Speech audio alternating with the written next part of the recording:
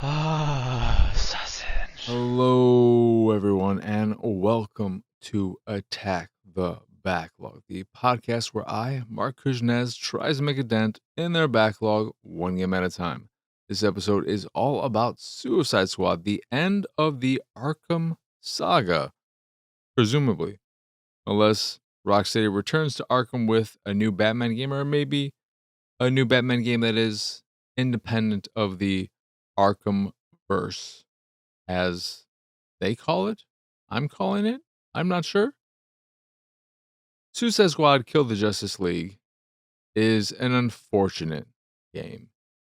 Unfortunate in that I think I can safely say that 100% of people did not want this as the next game from Rocksteady. Whether or not you like the game, spoilers, I kind of like the game. It is not what anyone wanted from Rocksteady as a continuation of the Arkhamverse. After Arkham Asylum, Arkham City, and Arkham Knight, and of course we should include in there Arkham Origins, which was not from Rocksteady, but part of the Arkham story and also just a great game. No one wanted a game where you play as one of the Suicide Squad members that are revolving. I don't know if there is a definitive, these are the core Suicide Squad members, but other than Harley Quinn, of course. But nobody wanted this weird third person shooter, live service, season pass, cosmetics, microtransactions, etc. Raid, Destiny looking. I Nobody wanted this. Nobody wanted this. But this is what we got. And whether you like it or not, it is part of the Arkhamverse.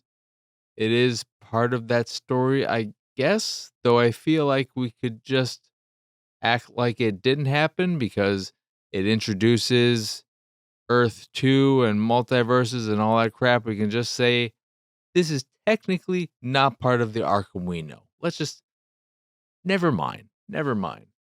But disregarding all that, ignoring the fact that this is not what any of us wanted, Suicide Squad, Kill the Justice League, it's kind of an alright game when you get to play it.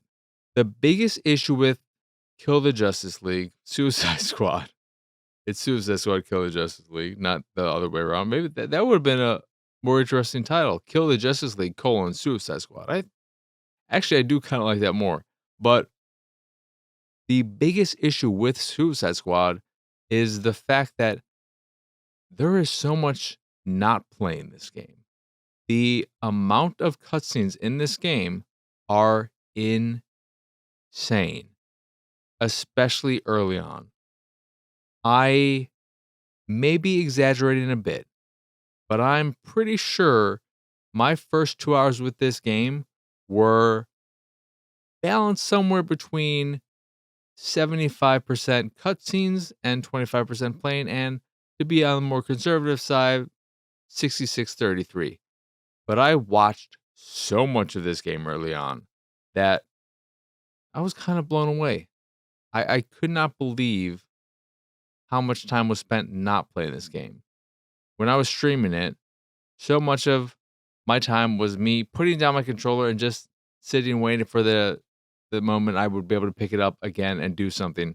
And there were instances where I would get maybe a 5-minute cutscene, then I'd get back into control and I'd walk my character 20 feet or so, and then I'd get rewarded with another 5+ minute cutscene. It drove me nuts. So that right there hampers the experience a lot because so much of the time you are putting the controller down and just watching a bunch of story stuff that maybe you care about, maybe you don't. I quickly stopped caring about it because of how frequent it was and how excessive, in my opinion, it was. The more story you lump on, the thing is, I like story in games, but when the balance is off, I'm gonna lose interest. As much as I love story and much as I love story in games, we have to remember that first and foremost, these are games. I want to play. I would like the story to, in some way, if you can, revolve around gameplay. Not revolve around gameplay, but incorporate gameplay. I like interactive storytelling. I really love it in stuff like Half-Life where things are happening and you can completely miss something if you're not looking in the right place. I like that kind of storytelling, but I also appreciate cutscenes and dialogue sections and so on and so forth. I love BioWare games, for instance. So I like a lot of various types of storytelling in games.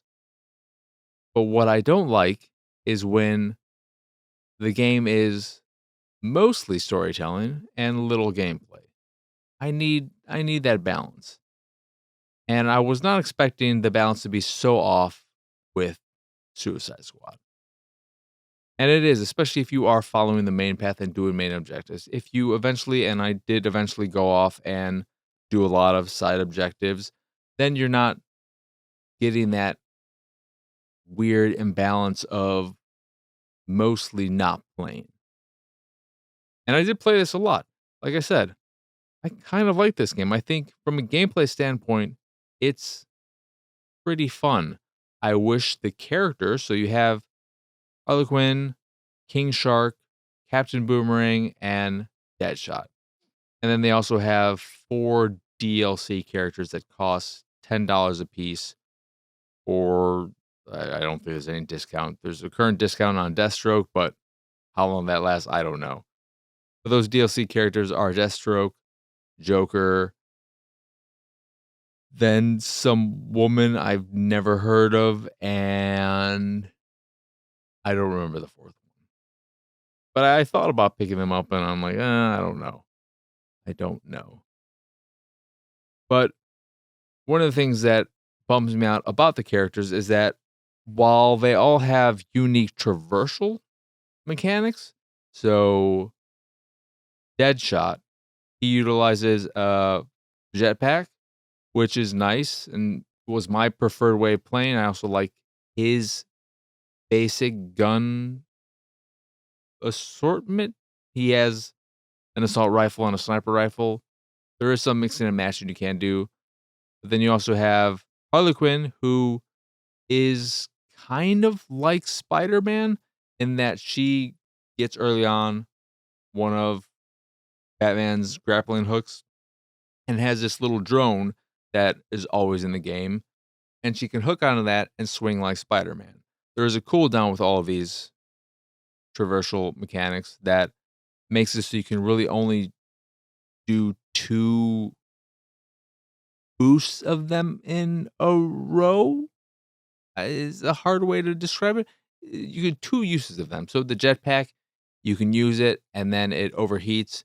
You can cool it down once before you have to land on the ground and then use it again. And with Harley Quinn's hook, she can do it and then there's a cooldown and then she could do it one more time before having to touch ground again.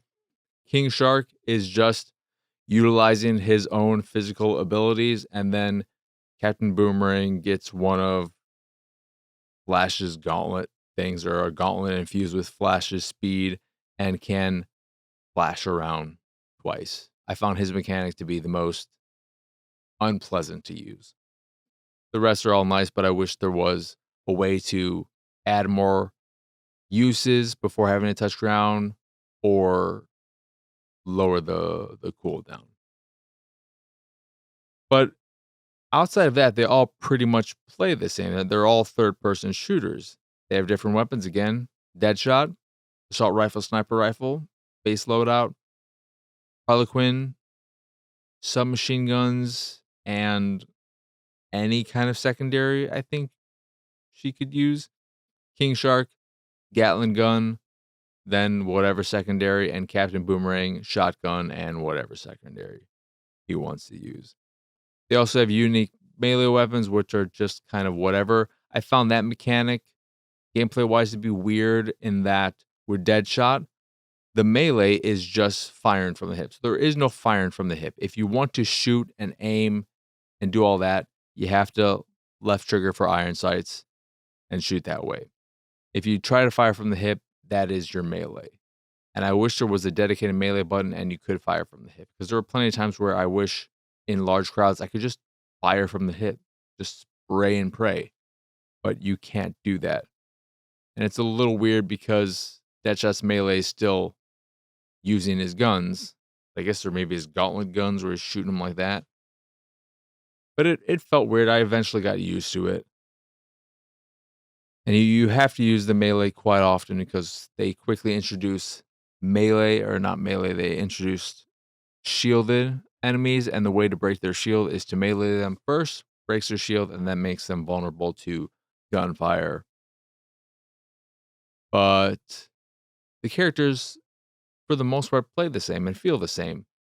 It would have been nice if there was a more unique aspect to them where King Shark was the big hulking tank and he could take a lot of damage and played like a tank, and Harley Quinn was more swift and whatnot, and Deadshot was that marksman sniper dude, and Captain Boomerang is just the fucking idiot who is constantly saying some stupid ass jokes, is just the worst character in the world. I hated Captain Boomerang. He played horrible. He fucking, I stupid ass. But they all play the same. And that kind of is the issue with the game too, is that it only has a handful of mission designs and just rinses and repeats them for both side activities and even in the main objectives. You have some boss fights too, which are kind of whatever. The most interesting thing the game does design was, but it doesn't really take advantage of it as fully as it could, is when Batman is the villain you're facing, because you're so used to playing as Batman. When you were going into these environments and they're darker and you're seeing these grates, the air ducts and whatnot, you are reminded of all the things Batman can do because you've done those in the previous games. And those sections also have a more ominous, scary vibe to them, whereas the rest of the game, which takes place in the city, feels bland, and you're immediately hit with how much the time of day affects the feel of these Arkham games, because every single Batman game takes place during the night, and that gives those games this great sense of atmosphere and mood, vibe, etc. And Suicide Squad takes place during the day, and one that shows how the game looks great overall, but it does showcase how not great the city looks, how low quality the textures are overall. It looks good still, though, generally speaking, and it runs well. Never had any issues with performance. It did crash on me twice, but that could also be my Xbox wanting to die at times. The fan just goes crazy these days. But the issue, again, going back to the general mission structure, is that you're really just doing the same kind of things over and over and over again, especially after you finish the story and continue. Because I play this game for a lot of time. I put maybe close to 18 or so hours into it, and I finished it maybe around 10 or 11 hours in, maybe even less. It's hard to tell, and probably if I skipped every cutscene, it would have been fucking 6 hours or some crazy number like that. But you're doing basically either there are Poison Ivy, who's a little girl now. She didn't die. She's a little girl Ivy. You're protecting her plants. That's one type of mission. So you're just taking out waves of enemies and protecting her plants while these enemies keep spawning in. You have these little vans that you go on and then you rescue people and you bring them back to the van and you're doing that. Or there was one where you have to destroy these devices and you have to first knock out all these little square things that are being protected by enemies. And then other ones where you're just destroying or killing enemies. It's all pretty basic and you're doing these same things over and over and over again. And it gets tiring. It gets exhausting. And when you hit the end game, you're just doing the same thing over and over again. And what I found frustrating about the end game, because there are multiple Earths and it's confusing how I can get out of these episodes. There are 8 episodes, and I think that's the end of it. But I'm in the Bane one, this first one that you do after it, and I go and do these little raid type things. And then I fight this boss version of Brainiac, which is just the Flash fight over again. And then I hit the objective it wants me to do. And then it says, actually, get to level 10 in here. And I do that. And then I fight this fucking Brainiac boss Flash fight again. And it's like, okay, now go do those other missions again to raise your level even higher. And I'm like, when am I going to get out of this episode and not have to deal with this shit anymore? I want to try something else. I don't know how to get out of it. It's the end game just confused me, but I'm also not used to these types of games. The fact that I even got to the end game and I played as much of it as I did is a testament to, again, I think the game is fun. I played it mostly solo. For a long time of it, I couldn't even get it to open up, and the friend system seemed a little borked, but it's a fun mind escaper, turn your brain offer and just have an okay time, watch some podcasts, listen to some podcasts. It's just not a great Arkham game. It's kind of like Resident Evil 5, though I think Resident Evil 5 is a better game, but I think of it in the same way in that Resident Evil 5 is not a great Resident Evil game. It's not scary. It's just a good action game, whether you're playing solo or co-op. I play the game mostly solo. Well, I played through it entirely solo, and then I played some co-op with one of my buddies. But it's not a great Resident Evil game. Fun, solid action game, just not a great Resident Evil game. This is a fun, decent shooter. It's just not a great Arkham game. To go from Knight, which I have my issues with, but to go from Knight to this, nobody wanted this. I personally would have loved to have seen them just get away from Batman entirely and make the game they were created to make. Come on. Are you with me? Come on. I'm going to give you a second. Here's a hint. Their name is Rocksteady Studios. Think about it. Think about it. You still don't have it? Ninja Turtles. The Arkham formula is so perfect for a Ninja Turtle game.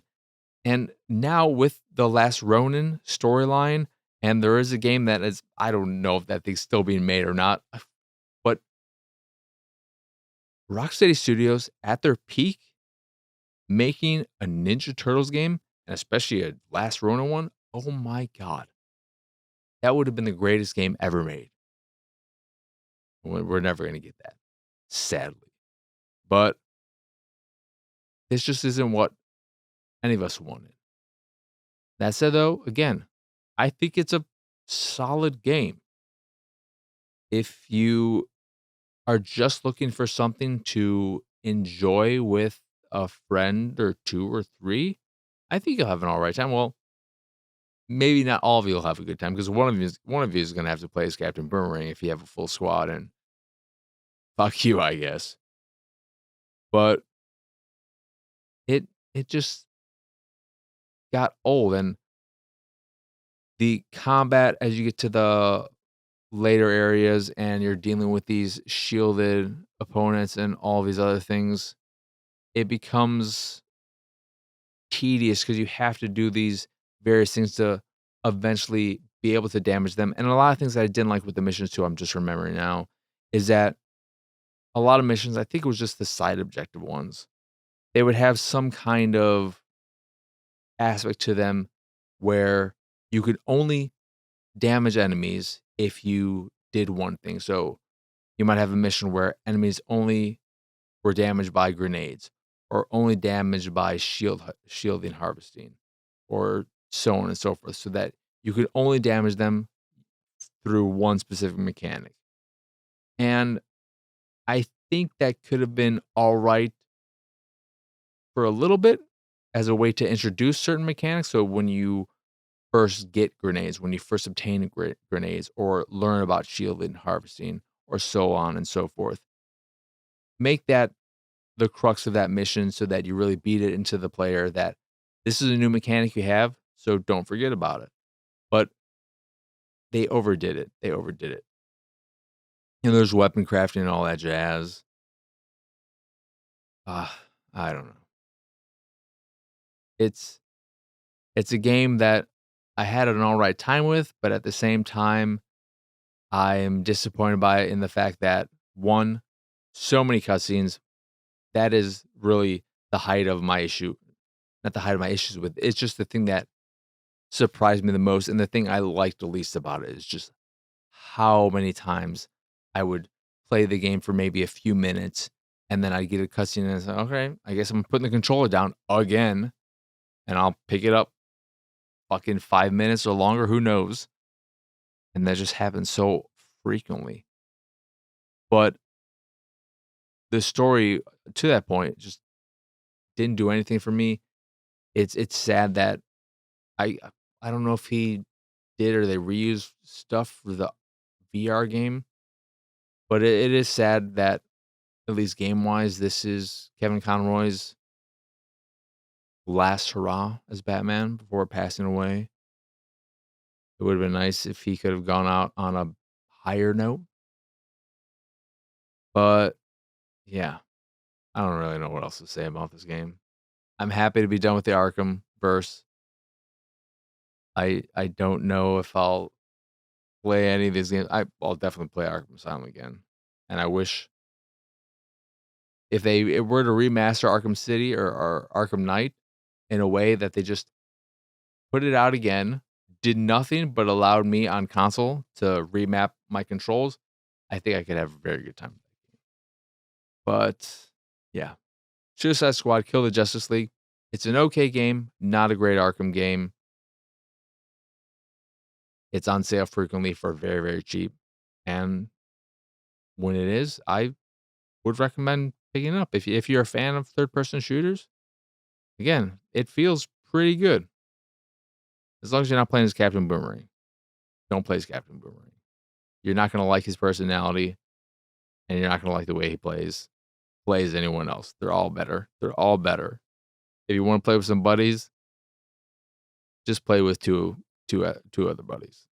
If you have a third buddy and you wanna make it a full squad of 4,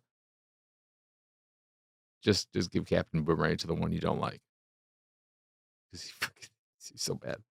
But yeah, that is gonna do it for this here episode of Attack the Backlog. Once again, I am Marcus Nez. Y'all can find me pretty much everywhere at PX Sausage. If you enjoy this here show or any of the stuff I do and what have you, you can support me and my nonsense over at patreon.com/PXS.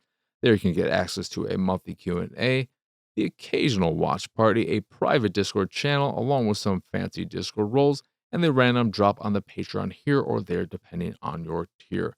Or you could just support me to support me if that is your fancy. That is again patreon.com/PXS. In addition to the Patreon, you can find links to the site, the YouTube, the Discord, and so much more over at pxsausage.com. That is the letter P, the letter X, sausage.com. But that is it. That is all. As always, thank you for watching or listening. I hope you enjoyed this here episode, and I hope you have a wonderful, wonderful rest of your day. But for now, adios, arrivederci. Bye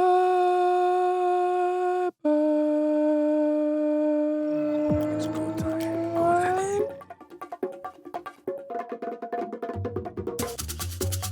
It's go time. Go daddy.